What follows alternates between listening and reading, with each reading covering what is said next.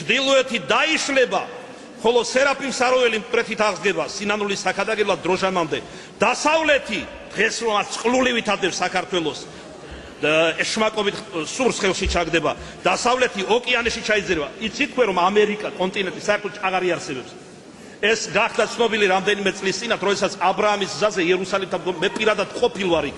ტაძრის ნანგრევებში თარიღდება დავარაუდოთ მე-23 საუკუნით, სადაც უძველესი ბაზილიკა, ესე იგი უძველესი ეკლესია აღმოჩნდა თავისი ნაშთებით, მაგრამ ყველაზე მნიშვნელოვანი რაც ამ ტაძარში იპოვეს, ეს არის გათხრების შედეგად უძველესი მანუსკრიპტი, ანუ ხელნაწერი. დღეს რომ სამდე აუწევია ჩრდილოეთს და დასავლეთს თავი, მათი ხსენება არ იქნება, ჩრდილოეთი დაიშლება.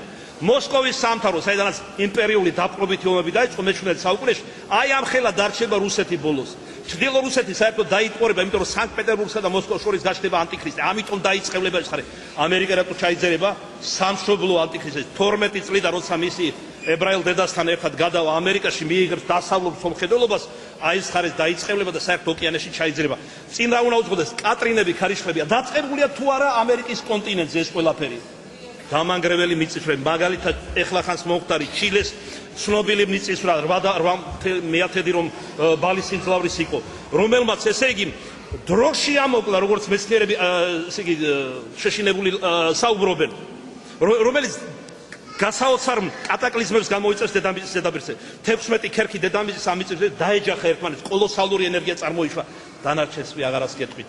ანუ ჩვენ ვართ თავად მონაწილე და მომსწრენი იმ მოვლენებისა, რაც წმინდა მამების მიერ საუკუნების წინათ არის აღწერილი. ან თუნდაც რა დღის 5 მართლმადიდებელი წმინდა მამის, რომელიც სხვა ეროვნების, სხვა ქვეყნებიდან წარმოშობისანი არიან, წინასწარმეტყველება უამრავი, მათ შორის ივერის ღვთისმშობლის დაბრუნებას და ყველაზე მნიშვნელოვანი მაინც რაც არის, ეს არის ევროკავშირის შექმნა თავდაპირველად ევროპის კონტინენტზე და ბუნდოვნად კი არა ნათქვამი. წელი არის დასახელებული 1992 წელს ევროპის კონტინენტზე და 4 კიდევ სხვა არის კონტინენტი უკანასკნელ ჟანრს შეიქმნება ევროსახლე.